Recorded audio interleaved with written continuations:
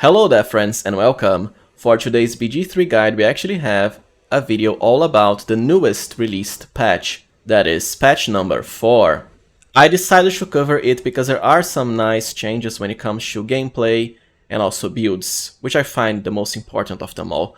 So let's get right into it, shall we? The first change is actually not related to gameplay, but still worth mentioning. You can now customize your hireling's appearance when recruiting them.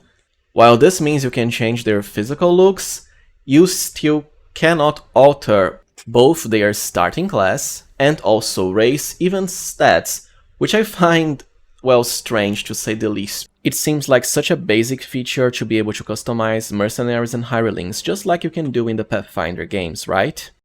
Here's hoping eventually they also add that to BG3. Maybe it's just me, but it seems pretty easy to add, right? Anyways, at level 6, both Knowledge, Nature, well, and also Trickery Domain clerics will gain new abilities. Read Thoughts is basically just like the spell, while the Dampen Elements ability, as a reaction, can reduce by half the elemental damage taken by an ally. While Cloak of Shadows is basically an invisibility that works while obscured, at the cost of a channel divinity charge.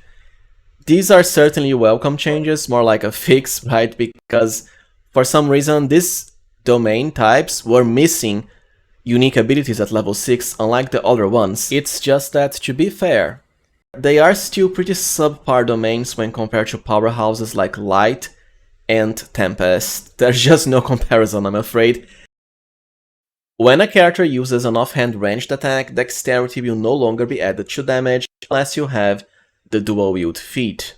Well, it certainly makes sense, as Dexterity for some reason was not hit with this penalty before, unlike melee. Honestly, it doesn't really matter that much, because most of your attacks when it comes to any character build will always be main hand attacks. At most you'll have like 2 offhand attacks. For most of the game just 1, unless you are multiclassing with Rogue Thief early, which isn't exactly recommended. Ideally you want other stuff like Swords Bard for multiple attacks and so on.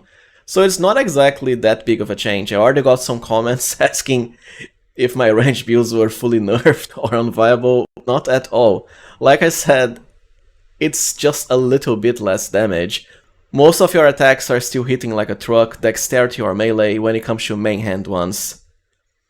The Spellmight gloves now only work with spells that have attack rolls. This is mostly only going to affect the magic missile spell, because for other spells that fire multiple projectiles like Scorching Ray, well, they have attack rolls, right? So they'll still work just fine.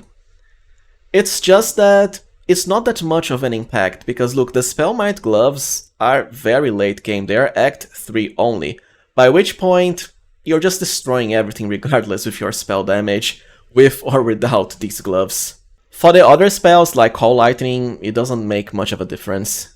Sneak Attack will no longer be applied to some spells in certain situations. I'm not sure about 5th edition D&D, but Sneak Attack applying to a lot of spells, especially ranged and melee touch spells in 3rd edition D&D was a thing, right? And a way of making those spells hit harder. Kinda of the whole point of the Arcane Trickster prestige class, but I guess we don't have anything like that in BG3 anyways. Characters who have an ability score reduced to 0 will now consistently die. Okay, so just like in Pathfinder, it's just that... Well, they even stated here, outside of Intellect Devours, not many enemies in BG3 have ability, damage or drain. Fix the incorrect damage bonus by the horns of the Berserker helmet, so now it's a +2 as described, instead of its previous 1d4 value. It's not that much of a change or nerf, I mean, it was always going to be 2 on average anyways. When you use a spell to make a first strike to initiate combat, well, it will also cost you a resource, so kinda like it works for melee and ranged attacks. Usually only bother with spellcasting in battle anyways, as opposed to ambushing with ranged strikes. Fix NPCs not reacting correctly when you vandalize their items. Well, this is funny at least. Creatures revived with animating spores now have their spellcasting blocked. Unfortunately, this is not for player characters, as far as I'm aware, rather it's for the unique mushroom NPC leader, right? The mushroom colony in the Underdark, who for some reason can reanimate enemies all enemies, while you can only create zombies and skeletons. What can I say? For another fun note, added new moments in which a paladin will break their oath, like torturing a prisoner, killing a pixie, burying someone alive, breaking someone's legs. Okay. NPCs are much less likely to hear you when you're looting corpses, so they won't call guards anymore when you're inside a building and they're outside.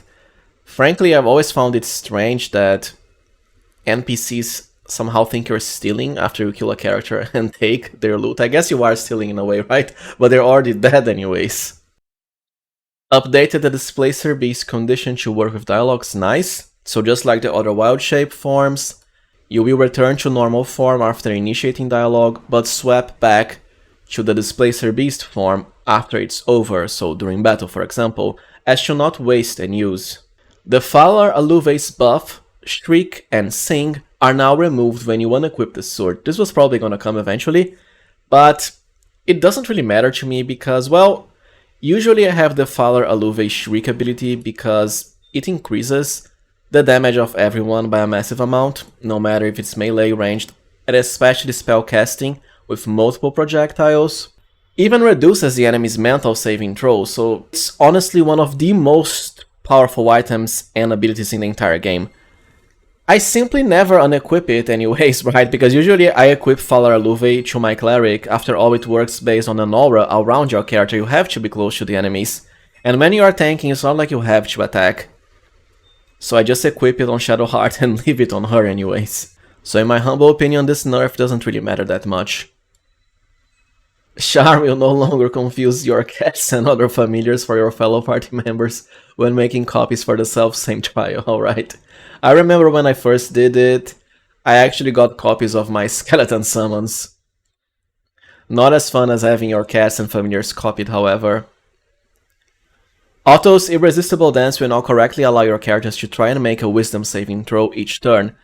Kinda disappointing, after all the whole point of the spell is that it was supposed to be irresistible, at least in 3rd edition D&D. The Woodwold summons regeneration now works outside of combat, very good. Woodwolds are already one of the best summons in the game because they come from the Dryad summon, right? So it's 2 summons for 1 from the Nature's Ally level 4 spell. Only druids get it, by the way. And they essentially can regenerate when standing on top of entangling surfaces like vines and so on. And both the Dryad and the Woodwold themselves can cast Entangle at will. Since you can now use it out of combat, they'll probably never die. The mask of the Shapeshifter should no longer make you act as if you were actually the target race you choose. Well, this is definitely a nerf because we do have some nice gear in the game, especially for the Githyanki race, that only works if you are that race, right, specifically. So now you won't really be able to use the Mask of the Shapeshifter for this purpose anymore. There's also a special hammer for dwarves, by the way. And well, while we do have quite a lot of other changes, they aren't really about gameplay, combat, builds, items, abilities and so on. So I won't bother covering it all, it's mostly, you know, quality of life changes, bug fixing and stuff like that. Well, alright friends, so this was it from my BG3 Patch 4 guide. If you found it useful as always, please remember to like, subscribe, and also consider becoming a channel member if you can. I truly appreciate your support. Thank you for watching and see you next time, friends.